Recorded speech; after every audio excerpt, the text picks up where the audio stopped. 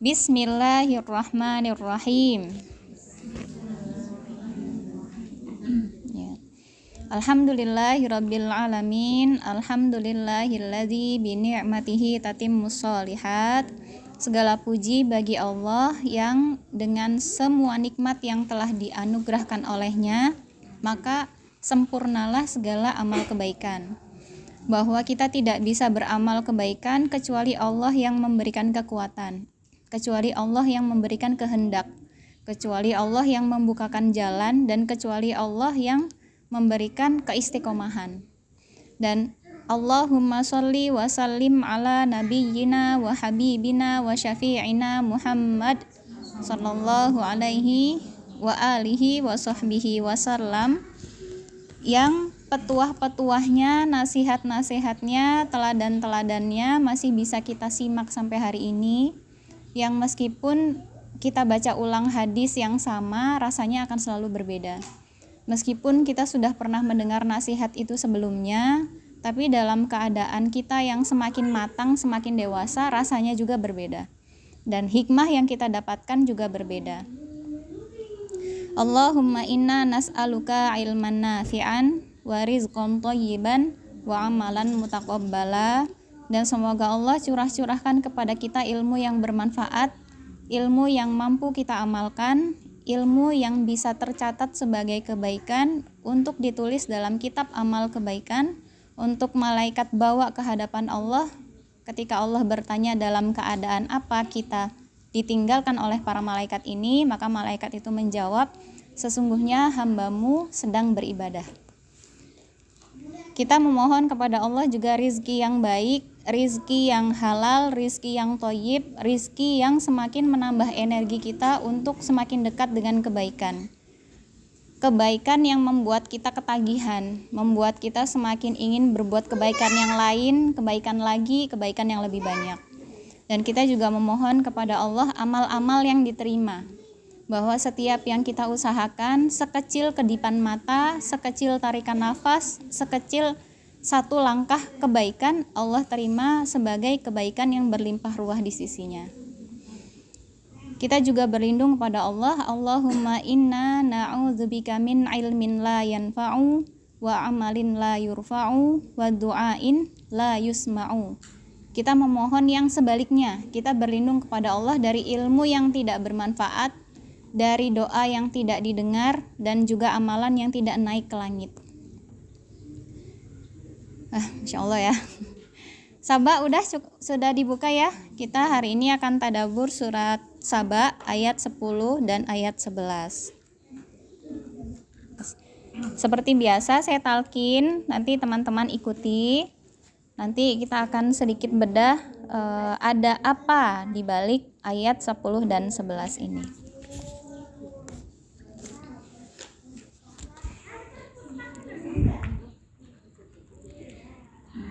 A'udzu billahi minasy syaithanir rajim.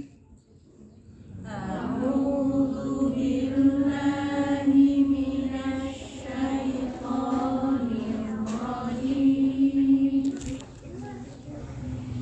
Bismillahirrahmanirrahim.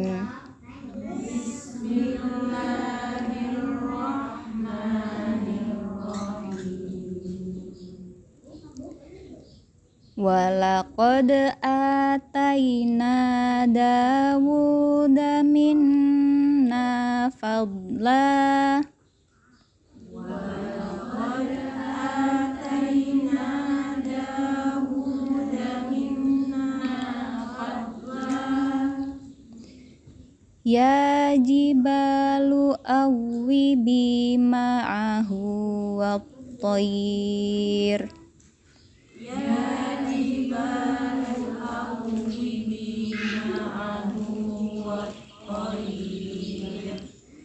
Ya jibalu awwibi ma'ahu wat-tayra wa alanna lahul hadid. Ya jibalu awwibi ma'ahu wat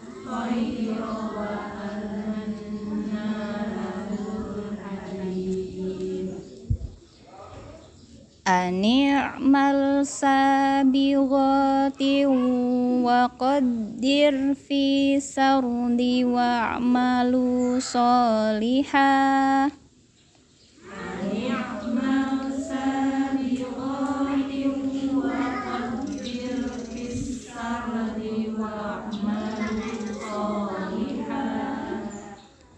Ani'mal sabighati wa qaddir fis sardi wa'malu sholihah.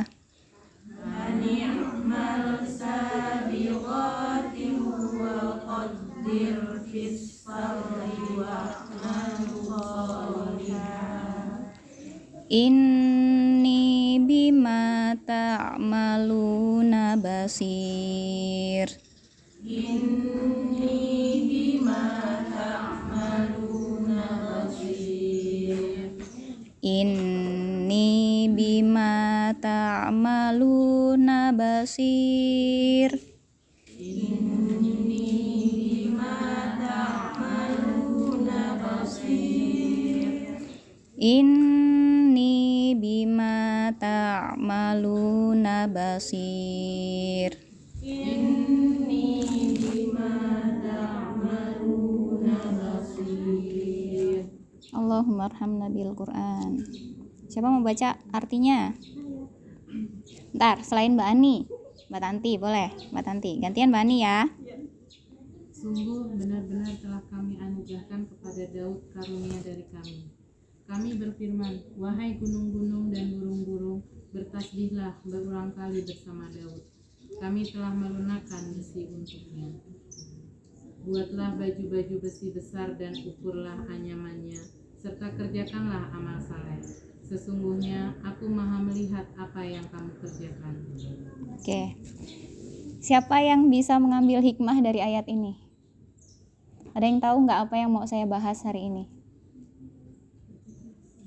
Kerja keras, Mbak Ani nih, pekerja keras. Jadi yang word sama dirinya adalah bekerja keras lah. Ada yang lain?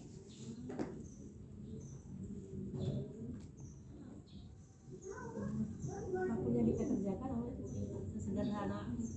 Pekerjaan itu gitu, nggak harus keras. Oke, apapun yang kita kerjakan Allah Maha melihat meskipun pekerjaannya sederhana.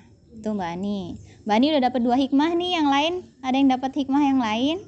Atau idem gitu? Sama Mbak Ani. Ada yang mau kasih tadabbur dari hikmah yang lain? Ada? Bertasbih kepada Allah. Terus apa lagi? Bu Titin dapat apa? Bertasbihlah berulang-ulang. Terus apa lagi? Nadia mau jawab? Memanfaatkan apa yang sudah Allah berikan. Dah, mantap. Oke, saya bahas ya. Saya udah dapat poinnya nih.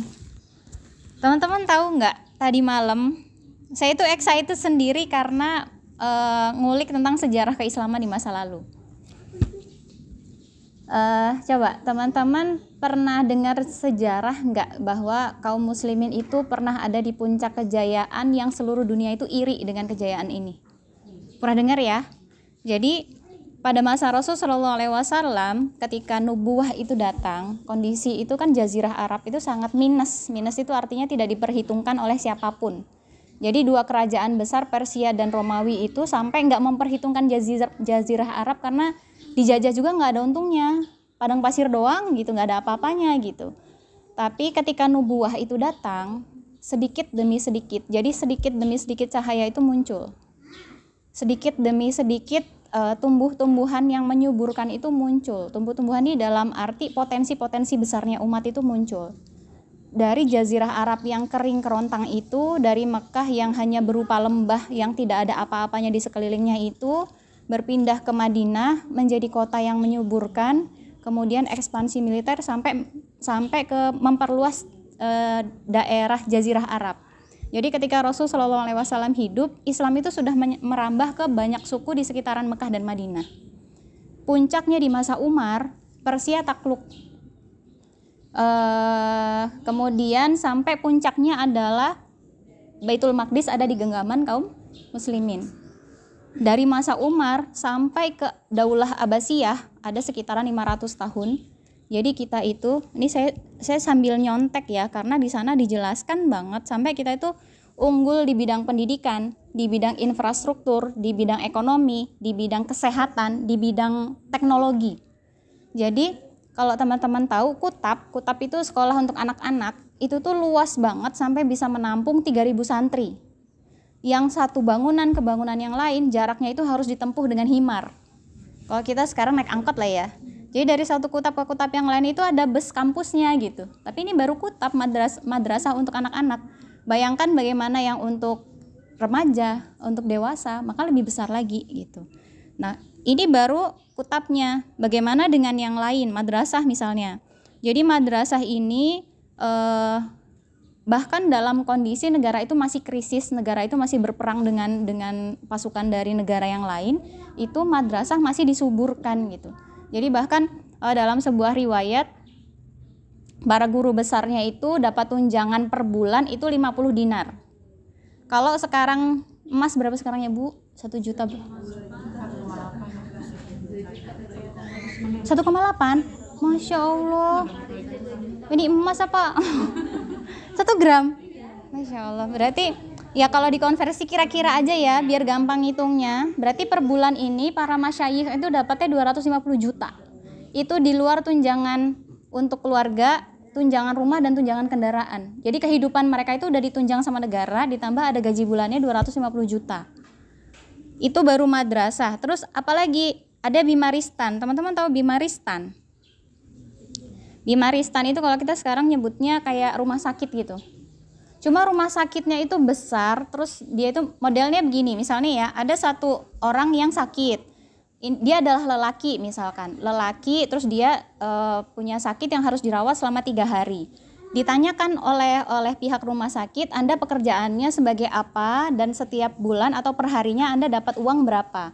Jadi 3 hari dia di rumah sakit, pulang itu dia dapat baju baru, dapat obat, dapat makanan, dikasih gaji selama 3 hari. Jadi pemikirannya bimaristan ini adalah kalau lelaki ini pergi keluar dari rumahnya, artinya ada yang harus dia hidupi di rumah. Kalau misalnya dia sakit, dia nggak bisa kerja. Kalau nggak bisa kerja, dia nggak bisa ngasih nafkah. Makanya digantikan oleh bimaristan. Kebayang nggak kerennya ini? Baru bimaristan. Lanjut, ada Baitul Hikmah. Baitul Hikmah itu adalah kalau kita sekarang perpus ya. Cuma Baitul Hikmah itu lebih daripada perpus. Jadi kalau Ustadz Fitrian Kadir bilang Baitul Hikmah itu adalah pertemuan antara kitab-kitab besar dengan kecerdasan kaum muslimin. Maka disebutlah Baitul Hikmah. Karena tidak ada hikmah kecuali kitab-kitab ini berjumpa dengan ruh-ruhnya kaum muslimin yang cerdas ini. Jadi kayak kita kalau baca Quran kayaknya flat aja nih. Tapi kalau dijelasin sama Ustadz, wah gitu kan. Jadi Baitul Hikmah itu isinya adalah kitab-kitab sekaligus para ilmuwannya. Yang bahkan setiap siapa yang menulis buku, menulis sebuah ilmu, itu ditakar seberat emas. Jadi misalnya buku saya ini, saya bawa bukunya tapi di sana. Buku saya itu misalnya 250 gram. Maka upahnya adalah 250 gram emas. Pernah dapat mahar 250 gram emas? Berapa maharnya? 5 gram paling ya? Ini 250 gram emas. Dan itu buku tipis kan? Sementara zaman dulu ulama kalau bikin buku itu tebel-tebel, berjilid-jilid. Kertasnya itu bukan kertas kita sekarang yang tipis, tapi perkamen-perkamen itu loh. Yang dari kulit binatang, yang dari pelepah kurma. Jadi kan Masya Allah gitu. Di zaman itu orang-orang berilmu itu dijamin kekayaannya, kehidupannya dan sebagainya.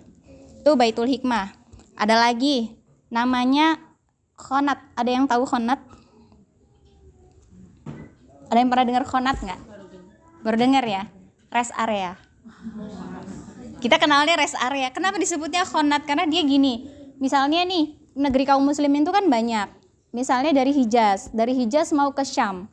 Dari Hijaz ke Syam itu kan ngelewatin padang pasir yang luas sekali, dan nggak mungkin kan orang itu misalnya pergi 7 hari 7 malam tanpa henti kan nggak mungkin.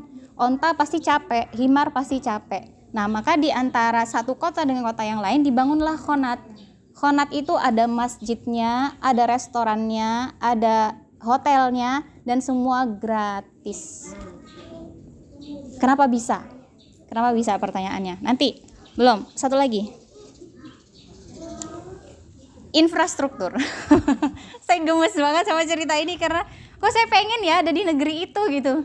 Di zaman yang sekarang lagi carut marut ini ternyata kita digembirakan dengan sejarah kita yang luar biasa itu gitu. Nah, infrastruktur, jadi saya diceritain sama Ustadz Rizky Banjari bahwa ilmuwan pada saat itu, karena di dalam dirinya ada syariat Islam, maka apa yang dia percikkan ke dalam karyanya itu adalah hal-hal yang mendukung ibadahnya kaum muslimin. Jadi misalnya gini, kaum muslimin tuh setiap hari kan sholat. Kalau mau sholat harus berwudu. Kalau mau berwudu butuh air. Maka harus ada teknologi gimana caranya air itu bisa sampai ke rumah-rumah kaum muslimin. Maka ada mesin pompa, ada teknologi pipa, ada penyimpanan air kayak semacam bejana besar untuk dialirkan ke bawah-bawah. Terus ada misalnya di daerah yang kering gimana caranya supaya air bisa ngalir ke sana. Jadi bahkan digali pipa-pipa besar dari sumber air menuju ke rumah-rumah kaum muslimin di daerah kering. Dan itu siapa yang mengerjakannya? Negara. Pengen nggak punya negara kayak gini? Oke, itu baru masalah sholat nih, baru masalah air. Ada misalnya, jadi Ustadz Rizky beliau adalah alumni Al-Azhar. Beliau tuh pernah cerita gini, di Al-Azhar itu tuh ada sekitaran Al-Azhar, ada gang-gang kecil yang cuma muat dilewatin satu orang aja. Jadi kalau misalnya satu orang lewat, orang dari ujung sana harus nunggu supaya orang ini nyampe sana dulu. Jadi Ustadz Rizky itu sempat kenapa ya harus ada jalan sekecil ini menyusahkan sekali loh gitu, karena harus menunggu dan sebagainya. Apa coba ternyata kisah di balik pembuatan gang itu. Jadi arsiteknya itu ingin menerapkan salam, sapa, bersabar. Jadi kita itu di zaman yang sekarang serba cepat, kita kan nunggu 1 menit itu rasanya lama banget ya. Terus kita tuh karena kemana-mana megang HP, jadi setiap nunggu kita kan pasti megang HP. Udah jarang banget orang yang lewat disapa, ditegur, disalamin dan sebagainya. Jadi bahkan selevel arsitek pun memikirkan tentang sosialisasi yang sangat baik, mengikat hati antar kaum muslimin meskipun mereka tidak saling kenal melalui karyanya gitu. Seandainya mereka membangun masjid, maka mereka akan membangun masjid yang efisien dari segi listriknya, dari segi airnya, posisi hamam laki-laki dan perempuan dipisah dengan sedemikian rupa sehingga perempuan tidak harus khawatir terbuka auratnya di hadapan orang yang bukan mahramnya. Kalau mereka membangun sebuah menara misalnya, dipastikan menara itu adalah menara yang kokoh, yang kuat, yang bisa terlihat dari jauh. Oh, ini adalah masjid. Jadi kenapa masjid-masjid itu dibangunnya tinggi, biar orang-orang safar nih, orang-orang jauh yang pengen sholat tahu masjid itu ada di sebelah mana gitu.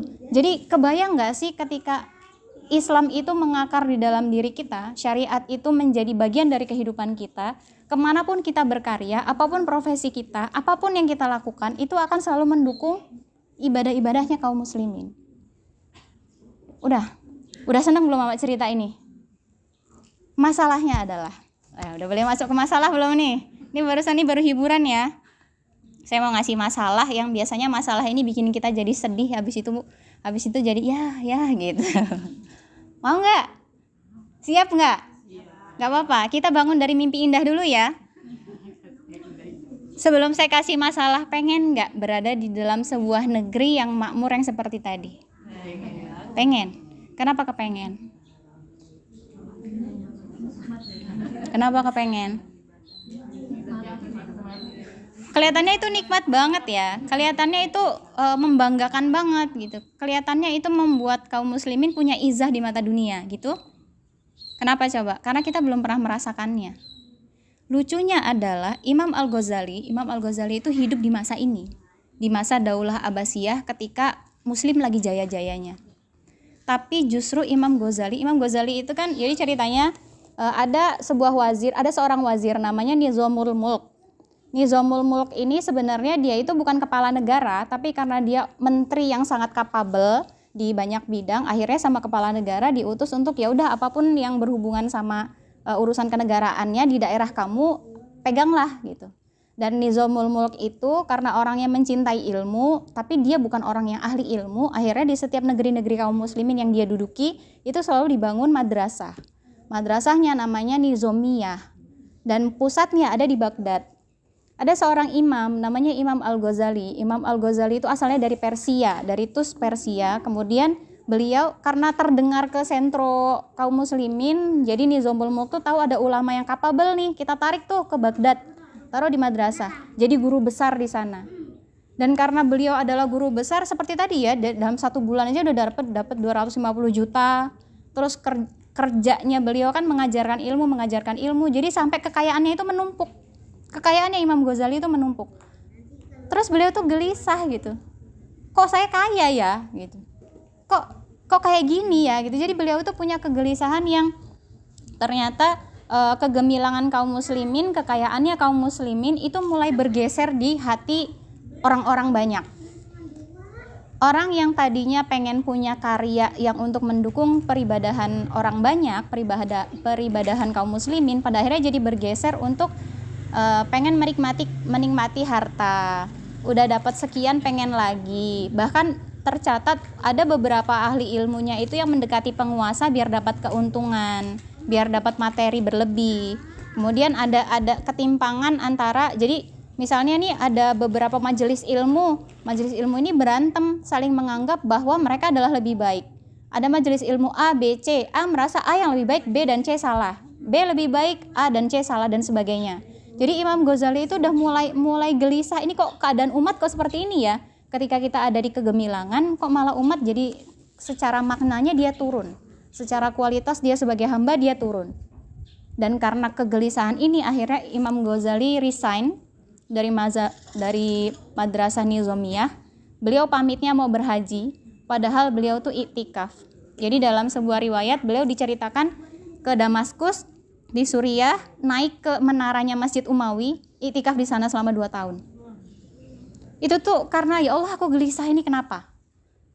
Ya Allah aku tidak nyaman ini kenapa? Jadi beliau itu sampai menyendiri, memisahkan diri dari masyarakat yang sudah bergelimangan harta itu. Sudah Imam Ghazali tidak bisa menemukan langsung gitu ya, tapi pengen mencari sebenarnya ini ada apa dan harus diformulasikan seperti apa sebagai solusinya. Dan tahu atau tidak, yang namanya orang berilmu itu ada semacam firasat ya. Firasat yang sama Allah itu dititipkan sebagai alarm untuk kaum muslimin. Jadi dalam uzlahnya beliau dari Damaskus, nanti beliau berhaji, beliau juga datang ke Baitul Maqdis. Di Baitul Maqdis tuh beliau menangis. Ya Allah, sebentar lagi Baitul Maqdis ini akan hilang dari genggaman tangan kita. Itu kata Imam Ghazali. Orang-orang kan bertanya, loh apa yang salah, orang kita lagi ada di sini lagi makmur-makmurnya kok engkau malah menangis gitu kan. Terus kata Imam Ghazali, sebentar lagi Baitul Maqdis akan terlepas dari genggaman tangan kita. 1 tahun kemudian pasukan salib datang mulai dari Antioquia, jadi dari arah Asia Tengah, dari Turki terus ke arah Damaskus, kemudian ke arah Baitul Maqdis. Yang masyhur sampai di telinga kita dalam 4 hari terbantai 70.000 kaum muslimin, sampai lutut-lutut kuda mereka itu tergenang darah-darah kaum muslimin. Baitul Maqdis terlepas. Kenapa bisa? Jadi sebelum pasukan salib datang, Imam Ghazali itu datang ke Mesir, datang ke kaum muslimin, negeri-negeri kaum muslimin, ngajak berjihad. Apa kata mereka? Kami nggak sanggup, kami nggak berani, kami nggak punya kekuatan. Jadi firasatnya Imam Ghazali akhirnya jadi nyata ketika pasukan salib akhirnya menang dan terebutlah Baitul Maqdis dari tangan kaum muslimin. Singkat ceritanya, 10 tahun selama Imam Ghazali itu memisahkan diri dari masyarakat, beliau akhirnya menulis formulasi untuk membangkitkan umat ini lewat Ihya Ulumuddin. Yang singkat ceritanya, Ihya Ulumuddin tuh jadi ideologi, jadi istilahnya kurikulum pembelajaran baru untuk membangkitkan lagi jiwa-jiwa keislaman di dalam diri kaum muslimin, diteruskan oleh Syekh Abdul Qadir Jailani, diteruskan atau didukung oleh Nuruddin Zanki, dan gongnya adalah Salahuddin Al-Ayyubi membebaskan Masjidil Aqsa. Firasatnya di 100 tahun sebelumnya, tapi baru dibebaskan lagi 100 tahun setelahnya. Jadi yang ingin saya bahas di sini adalah kalau sekarang kita ngerasa nih kok negeri kita carut-marut banget, negeri kita ini kok mengambil banyak hak orang banyak, mengambil hak-hak banyak sekali rakyatnya. Negeri kita ini tidak pro rakyat tapi selalu membela penguasa, ngasih keuntungan banyak untuk penguasa, entah dari segi kekuasaan ataupun hartanya mereka. Sementara rakyat selalu dicekik, diambil apa yang seharusnya milik rakyat diambil oleh mereka yang dengan dalih mereka adalah pemerintah, tapi sebenarnya mereka adalah tikus-tikus tanah gitu. Dari mana kita mulai perbaikan ini? Jadi kalau meneladani Imam Al-Ghazali adalah milikilah kegelisahan. 1. Setelah memiliki kegelisahan, yang kedua kita beruzlah. Dan di mana kita beruzlah? Ramadan. Gitu. Nah, masalahnya Ramadan udah lewat. Ya nggak sih? Jadi pertanyaan saya adalah, teman-teman ada nggak sih yang ngerasa Ramadan tahun ini adalah Ramadan berjuta inspirasi? Ramadan untuk nyari lagi energi berlari selama 11 bulan ke depan. Ramadan untuk memetik cahaya yang untuk menerangi hati dan rumah-rumah kita selama 11 bulan ke depan. Ramadan untuk bisa membuat kita itu percaya diri bahwa kita masih punya harapan. Kita masih akan selalu ditolong selama kita berusaha untuk menolong diri kita dan agama kita. Dan kita masih punya waktu untuk berbenah, mulai dari diri kita sendiri, nanti kemudian ke keluarga kita, kemudian ke masyarakat, baru nanti negara. Jadi kita harus sadar diri dulu, kita sudah jadi personal yang baik atau belum. Kalau belum, maka perbaiki dulu. Kalau belum, maka kita berbenah dulu. Mulai dari yang kita bisa dulu, mulai dari yang kita mampu dulu. Kita mulai dari fardu ain kita dulu. Dari situ, ketika di dalam hati kita, pelita-pelita di dalam hati kita sudah mulai bercahaya, maka yang namanya cahaya, dia tidak cukup menerangi diri kita aja kan? Cahaya itu akan menerangi orang-orang di sekitar kita juga. Nah, udah panas belum? Udah capek belum? Kita tilawah lagi. Surat Hud ayat 61.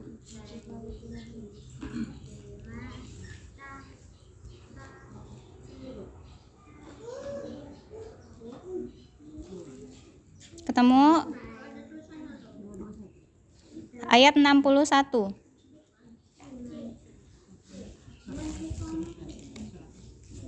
Surat apa? Hud ayat 61.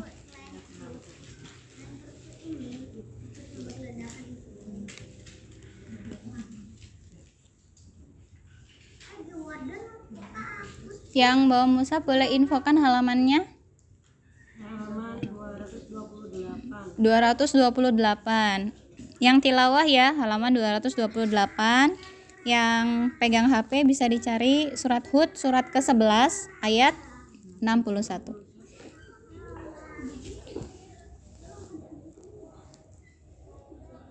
A'udzu billahi minasy syaithanir rajim.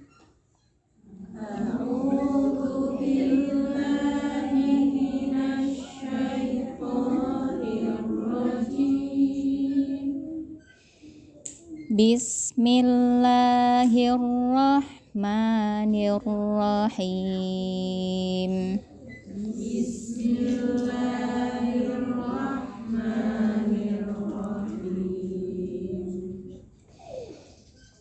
Wa ila samuda akhahum salihah.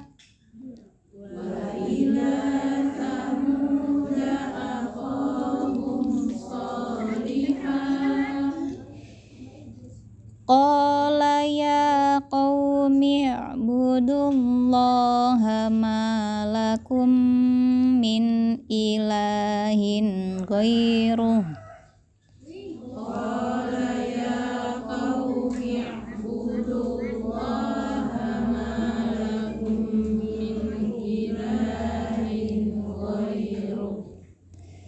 Huwa ansha'akum minal ardi wasta'marakum fiha fastaghfiruhu thumma tubu ilaihi.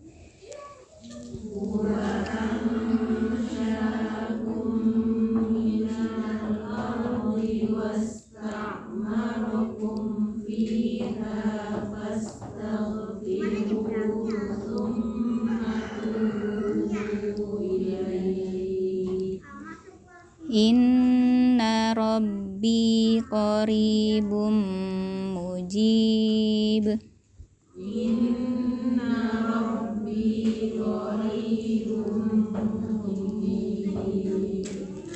Inna rabbi qaribum mujib.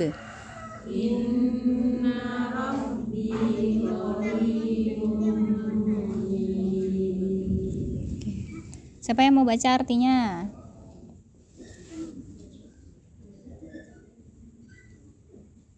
Ada? Ya, boleh Bu Titin. Dan kepada kaum Samud kami utus saudara mereka Saleh. Dia berkata, wahai kaum Ad, sembahlah Allah, tidak ada Tuhan bagimu selain Dia. Dia telah menciptakanmu dari bumi tanah dan menjadikanmu pemakmurnya. Karena itu mohonlah ampunan kepadanya. Kemudian bertobatlah kepadanya. Sesungguhnya Tuhanku sangat dekat rahmatnya dan memperkenankan doa hambanya. Oke. Ada satu kata kunci dari surat Hud ayat 61. Ada yang tahu apa itu? Kata kunci di surat ini apa? Bukan. Itu boleh, tapi yang mau kita bahas bukan itu. Apa? Memakmurkan, ya, ista'marokum. Jadi ista'marokum, tadi kan kita bahas ada masalah kan? Ada masalah, mau kita cari solusinya. Maka solusinya itu adalah kembali kepada hakikat sebetulnya manusia itu diciptakan untuk apa. Kita diciptakan dari apa? Tanah. Maka sangat dekat hubungan kita dengan tanah. Maka yang paling dekat dengan hubungan kita adalah memakmurkan tanah. Jadi kita diciptakan oleh Allah dari tanah dan akan kembali ke tanah, tapi sebelumnya makmurkan dulu tanah-tanah ini.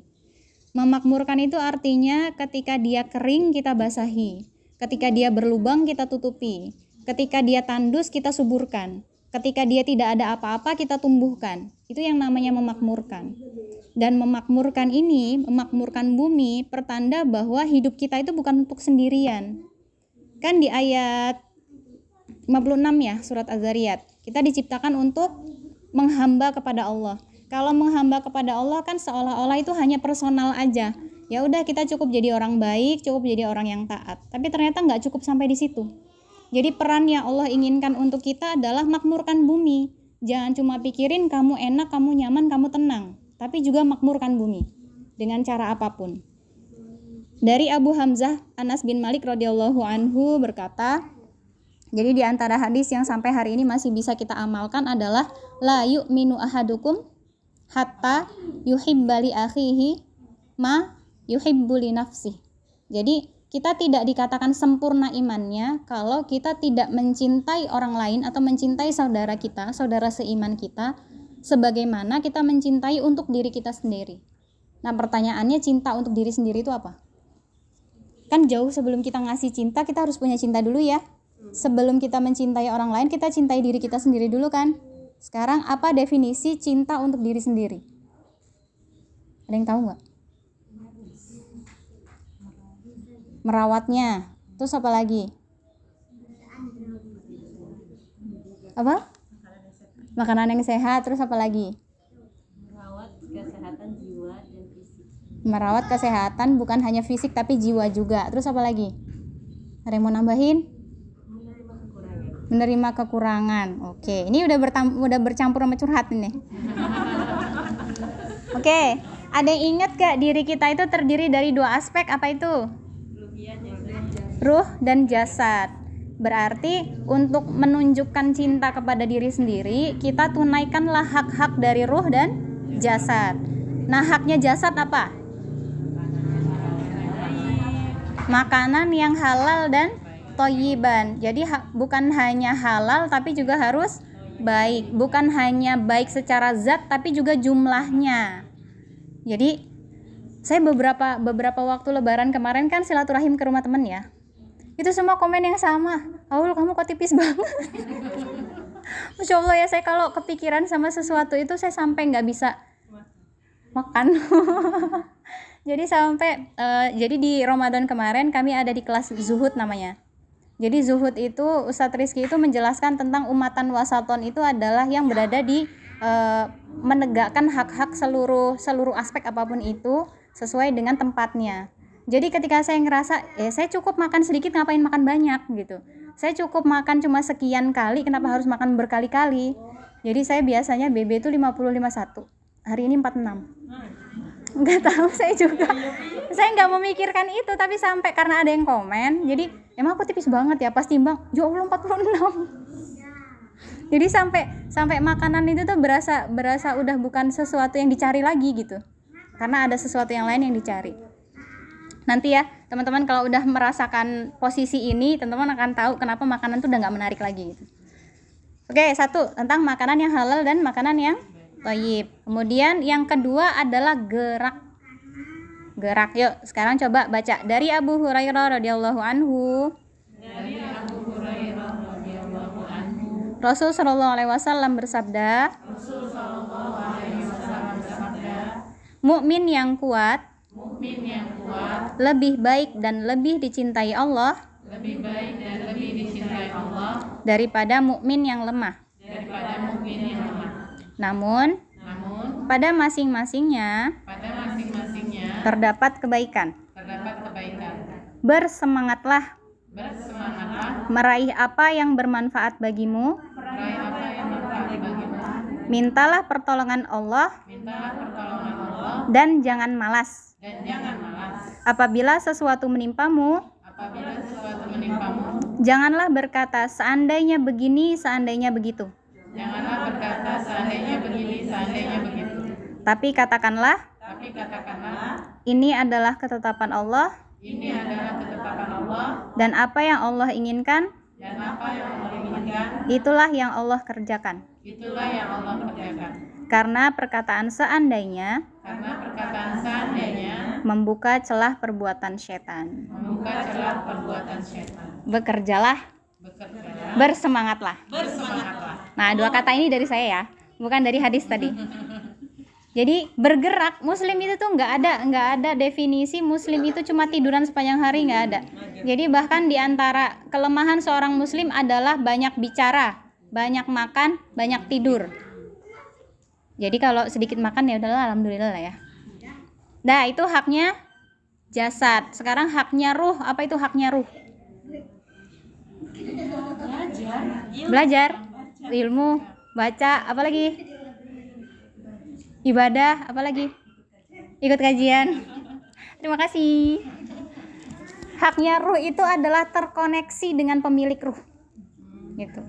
Jadi kalau teman-teman pernah ngelihat ada orang yang hiruk pikuk sama kehidupannya gitu, masalah bertubi-tubi sampai depresi dan sebagainya, kan psikolog itu ada yang menyarankan untuk semedi, bukan namanya apa ya? Meditasi kan ya. Sampai ada yang retreat 3 hari 2 malam di puncak gunung, gak ngapa-ngapain, gak dihubungi siapapun, jauh dari HP dan sebagainya.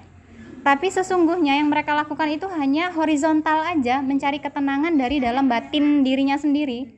Sementara itu gak akan pernah bisa memuaskan keinginan atau kebutuhannya, karena kebutuhan ruh kita adalah terkoneksi kepada yang punya ruhnya. Makanya kaum muslimin itu sebetulnya punya syariat yang menjaga supaya tidak mudah depresi. Sesungguhnya. Sekarang pertanyaannya, kalau ada orang yang setiap hari sholat, setiap hari puasa, tiap hari tilawah misalnya, kok masih depresi juga, tahu nggak kenapa? Ya koneksinya lagi. Iya, karena yang beribadah jasadnya kita, yang sholat cuma tangan dan kaki kita, yang tilawah cuma lisan kita, tapi hati ini tidak terkoneksi ke atas. Jadi caranya terkoneksi itu gimana? Kenapa kita harus dekat-dekat dengan majelis ilmu? Karena majelis ilmu ini ada warisan ruhnya. Kenapa kita harus mendekat kepada kalam Allah dan kalam Nabi Shallallahu Alaihi Wasallam? Karena kalam-kalam ini disampaikan dengan penuh cinta dari guru-guru kita. Jadi belajar itu bukan hanya dengerin podcast, terus dengerin ceramah dari webinar siapa-siapa, nggak cukup. Kita harus ada tatap muka dari seorang guru, karena tatap muka ini yang mewariskan ruh. Pernah nggak kita tuh lagi capek banget ikut kajian, pulang tiba-tiba happy gitu? Masalahnya masih ada sih, tapi udah happy. Pernah? Kalau belum pernah maka cari. Kalau bagi yang sering, tolong kasih tahu sama yang belum pernah ini. Udah dikasih tahu. Masya Allah ya, ternyata hak ruh itu ya sebesar hak sesuatu untuk bisa kembali kepada asal muasalnya. asal muasalnya ciptaan adalah kembali kepada penciptanya. Maka terkoneksilah dengan pemilik ruh untuk memenuhi hak dari ruh itu sendiri. Dah. Masya Allah, saya masih pengen banyak ngomong, tapi kayaknya sudah cukup. Sebentar lagi juga hujan sudah mau turun. Pesan terakhir adalah, sebelum kita tahu kita mau memakmurkan bumi melalui cara apa, sebelumnya adalah temukan dulu diri kita sendiri. Apakah diri kita sendiri ini sudah tertunaikan hak-haknya, baik dari sisi jasad maupun dari sisi ruhnya? Apakah kita sudah tahu diri kita ini siapa? Apakah kita sudah tahu potensi kita itu apa? Apakah kita sudah tahu kenapa kita diciptakan? Apakah kita sudah tahu peran yang Allah inginkan untuk diri kita? Apakah kita sudah tahu kita itu meskipun punya sedikit daya atau sedikit potensi, kita bisa mengubah dunia? Jadi di antara nasihat Ustadz Rizky Banjari tadi pagi yang saya simak adalah beliau berkata, jadilah insan kamil, sesosok hamba yang sempurna. Bagaimana cara sempurnanya itu adalah dengan menjadi excellent. Excellent itu artinya melakukan yang terbaik dalam sisi apapun. Kalau kita adalah seorang anak, lakukanlah yang terbaik. Kalau kita adalah seorang istri, lakukanlah yang terbaik. Kalau kita adalah seorang ibu, lakukan yang terbaik. Ketika kita adalah seorang guru, mengajarlah dengan penuh cinta. Ketika kita adalah seorang penjahit misalnya, niatkanlah setiap hasil karya kita ini untuk menopang hidupnya kaum muslimin dari sisi ibadahnya, menutup auratnya, dan sebagainya. Kalau kita adalah seorang pebisnis, maka hidupkanlah bisnis itu dengan bisnis-bisnis yang sesuai dengan syariat. Kalau kita adalah seseorang yang tipenya mudah bersosialisasi dengan banyak orang, maka ajaklah sebanyak-banyaknya orang menuju kepada kebaikan. Jadi kita ini pasti berbeda dengan orang lain, tapi sekalipun berbeda kita punya peran. Pertanyaan saya, semangkuk sop di atas meja kita, mana yang lebih penting? Sayurannya, bumbunya, airnya, panci untuk masaknya, apinya, mangkuk tempat naruh supnya, atau sendoknya, atau mejanya, atau taplaknya, atau yang makannya? Mana yang lebih penting? Semuanya punya peran kan ya? Kalau nggak ada api, masaknya gimana? Kalau nggak ada bumbu, rasanya gimana? Kalau nggak ada sayuran, apakah itu sop? Kalau nggak ada yang makan, ya itu bukan makanan akhirnya. Jadi semua dari kita, apapun peran kita, itu penting. Jadilah insan kamil yang karena keberadaan kita di dunia ini jadi lebih baik. Yang ketika kita nanti meninggal, maka kita meninggal dalam keadaan husnul khotimah. Jadi husnul khotimah itu bukan berarti misalnya kita meninggal dalam keadaan sujud, dalam keadaan tilawah, dalam keadaan puasa, bukan hanya itu. Itu hanya aspek zohirnya aja. Tapi husnul khotimah adalah ketika kita hidup di dunia, ada kebaikan yang kita wariskan. Ketika kita hidup di dunia ini jadi lebih baik karena keberadaan kita. Ketika kita hidup di dunia, ada sesuatu yang kita tinggalkan serupa karya, sekalipun itu hanya 1 atau 2 detik dari kehidupan kita saja. Dan kita, bismillah, kita berharap di antara apa yang kita lakukan dalam usia kita mulai dari lahir sampai wafat nanti, ada yang tercatat oleh Allah sebagai sebuah amalan yang diterima. Allahu ta'ala a'lam bishawab. Sesi ini saya cukupkan. Yang mau curhat-curhat silahkan. Sebagai penutup, kita istighfar dulu 3 kali. Astaghfirullahaladzim, astaghfirullahaladzim, astaghfirullahaladzim. Allahumma salli wa sallim ala nabiyyina wa habibina wa syafi'ina Muhammad. Allahumma arhamna bil Qur'an wa ja'alhu lana imaman wa nuran wa hudan wa rahmah. Allahumma zakkirna minhuma nusina wa 'allimna minhuma jahilna warzuqna tilawatahu ana al-laili wa atrafan nahar waj'alhu lana hujjatan ya rabbal alamin. Ya Allah, rahmatilah kami dengan Al-Quran dan jadikan Al-Quran itu sebagai imam, cahaya, petunjuk dan rahmat bagi kami. Ya Allah, Ingatkan kami jika kami dilupakan darinya. Anugerahkan kepada kami pengetahuan atas kebodohan, dan berikanlah rizki untuk membaca Al-Quran sepanjang siang dan malam, dan jadikan Al-Quran sebagai penjelas bagi kami, ya Rabbal Alamin. Ya Allah, anugerahkan kemaslahatan kepada kami, anugerahkan kebaikan agama sebagai peneguh setiap urusan, dan berikanlah kebaikan untuk dunia kami, sebab di dunia ini adalah tempat kami hidup, dan berikanlah kebaikan untuk akhirat kami, sebab ialah tempat kembalinya kami. Jadikan kehidupan kami sebagai penambah kebaikan, dan jadikan kematian sebagai akhir dari segala keburukan. Ya Allah, anugerahkan kebaikan di akhir usia kami, jadikan sebaik-baik amal perbuatan di akhir hayat kami, dan sebaik-baik hari ketika kami berjumpa denganmu. Ya Allah, kami memohon kepadamu kehidupan yang lapang, kematian yang nyaman, dan tempat kembali yang dijauhkan dari kehinaan dan keburukan. Kami memohon kepadamu tempat terbaik, perkara terbaik, permintaan terbaik, kemenangan terbaik, ilmu terbaik, amal terbaik, pahala terbaik, kehidupan terbaik, kematian terbaik. Teguhkanlah kami, beratkanlah timbangan kebaikan kami, kuatkan iman kami, angkat derajat kami, terima sholat kami, ampuni kesalahan